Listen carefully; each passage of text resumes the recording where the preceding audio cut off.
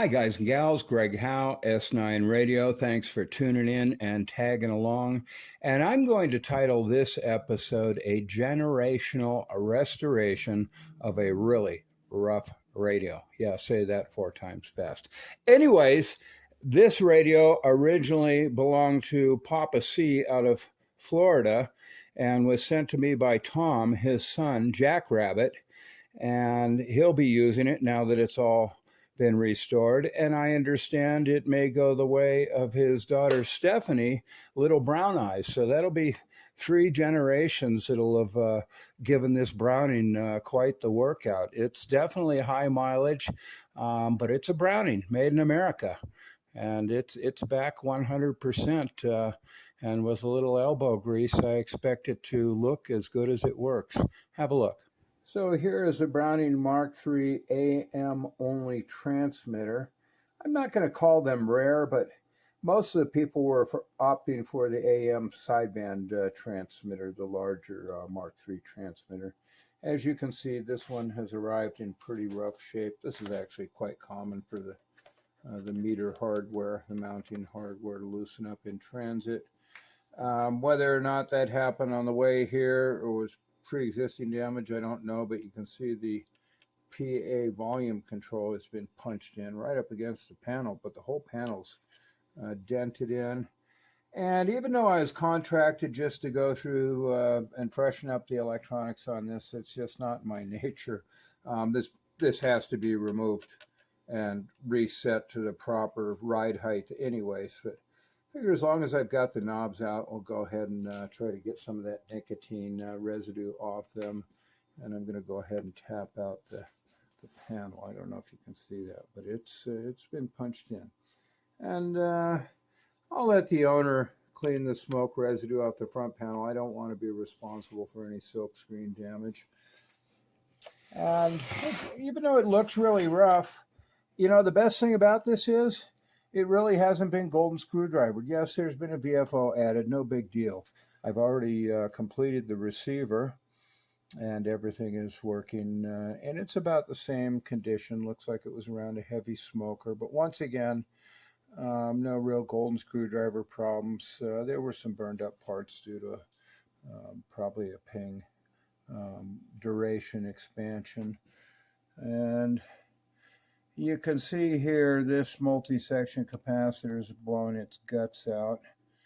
And to make matters worse, on the receiver, they actually had a 10 amp fuse installed where the 2 amp goes. I wonder what size they've got here. Probably about the same. But anyways, I'll go through it all. But before anything happens, take it outside, give it a good blast. The receiver had lots of cobwebs in there. I haven't found a brown recluse yet, but I've seen some funky spider species we don't see here in California.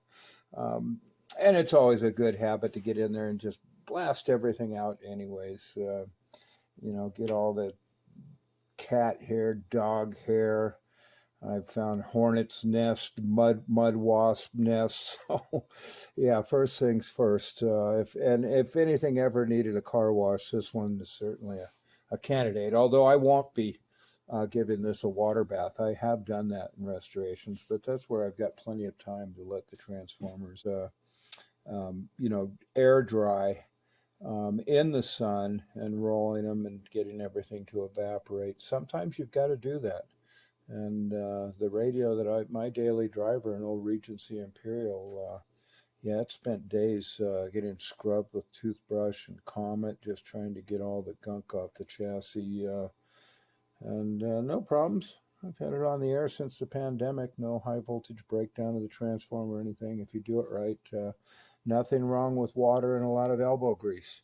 But I'm going to let the client handle that end of it. Like I say, I'm going to chemically treat all the controls like I always do, reset the ride height, but as long as the knobs are off, I mean, look at that. That is just nasty. And to those that have viewed my past restoration videos, you know I have always suggested pulling the knobs off. And of course, we've got 50 years of a dust bunny or who knows what. But the important thing is these shafts, especially volume controls on the receivers, go back and forth, and we've got aluminum here. This aluminum likes to gall. It kind of balls up and binds up in there. It is so important to have this lubricated.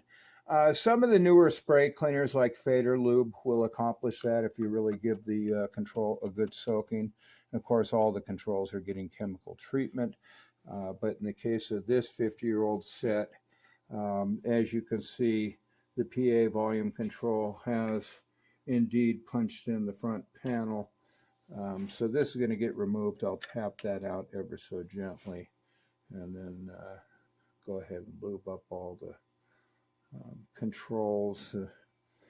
Really had to wrestle getting this channel selector control off. I'll probably soak that in a little liquid wrench. Just making it serviceable. Of course, the meter flopped out during transit. Very normal. I see this often. So, all righty, let's get this party started.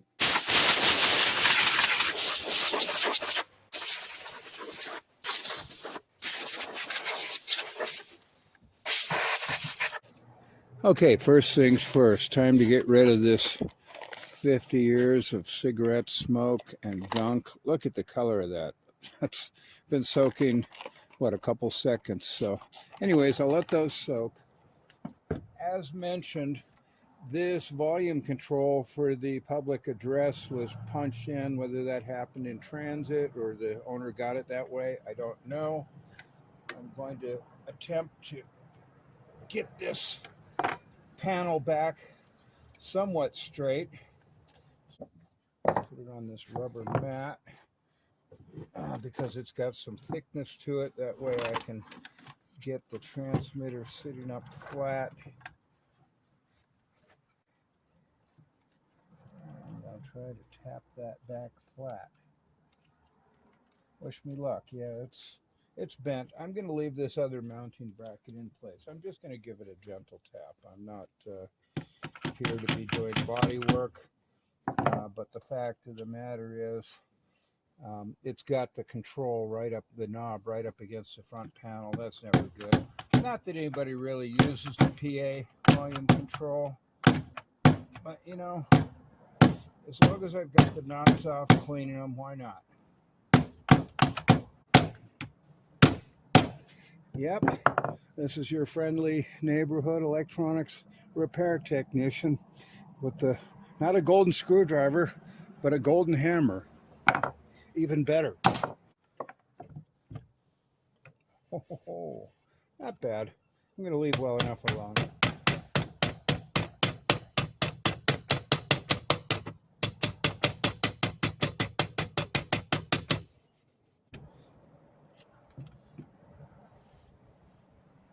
Better. Much better. Now here's something you don't want to overlook. As I turn the radio over for service, part of this old dried out grommet fell out.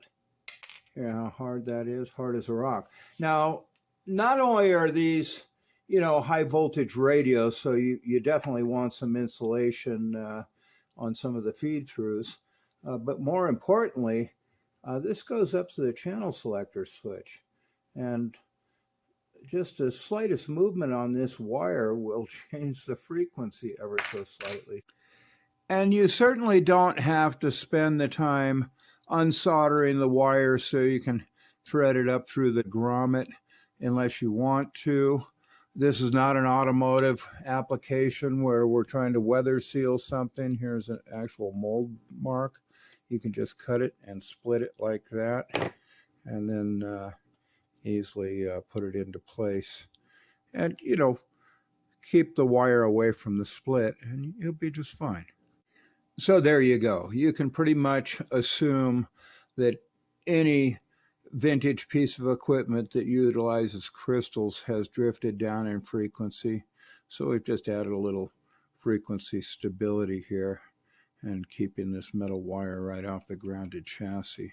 Certainly can't hurt things. So after installing the grommet, I thought, well, I better check the soldering connection up on the channel selector. And I'm like, oh my God, I can't believe that. They literally had, this is the center contact for the channel selector ring that, selects each crystal. They literally had this soldered right to this hardware here. This is a sometimes grounded mounting bracket. It's up on phenolic standoffs, but regardless, you don't want your crystal frequency oscillator. This acts like a freaking antenna, and it'll pick up stray RF and influence the signal, this very minute signal from the crystals. I can't believe that. I guess, boy, good thing I decided to this old hardened grommet was basically begging for attention and led me right to this. Perhaps that's the reason this set has arrived with every single crystal missing and VFO only operation. Maybe they thought there was a problem with the channel selector. There wasn't, other than the fact somebody thought it was wise to solder this here, and it wasn't even a very good solder connection. I really didn't have to just pry it a little bit, and once again, couldn't believe my eyes. Who would, well, a golden screwdriver would do that. That's who would do that. Now, here's something you want to check on any piece of electronics, whether it be old or new. These are the AC input surge protection or spike bypass capacitors. There's two of them, one on each side of the line, and you can see this one's completely blown up. It had a nice little spike come through. Let's see, yep. So look at that. But that's, yeah, they're there to protect things from surge protection. Now, a lot of people like to replace them with these newer, what they call a MOV surge protection device, in the interest of keeping this somewhat original and saving the client money. I've upped the value to a kilovolt voltage rating, double what this is, and then same value, 0.001. And I see this on all kinds of electronics. This is not uncommon at all, and I see it on new pieces of electronics. So, and they're not always visible. They don't just jump out and scream at you. As you can see, had I not been looking for that, I probably would not have found that. Literally a needle in a haystack, as you can see. So, yeah, not to be overlooked. It's not the end of the world if the equipment doesn't have it, especially with tube gear. This stuff is darn near bulletproof when it comes to surges, with the exception of the AC filament voltage. But regardless, come on, they're there for a reason. And they can also cut down on, static and whatnot that's trying to come in. This will bypass little spikes on the AC line. So good to check those out. And more often than not, it's a spike protection capacitor or the surge protection device mounted right to the fuse holder is the one that pops. Make sure and leave yourself some extra lead length. After all, these fuse holders are spring loaded, and that whole assembly needs to be able to move around. So giving your capacitor a little extra lead length will ensure the ceramic casing stays intact. Hey, Jack Rabbit, I hear you, brother. Jack Rabbit, triple Tuesday. Y'all have a good one out there. Appreciate your comeback. Double D, Lubbock, Texas. We go.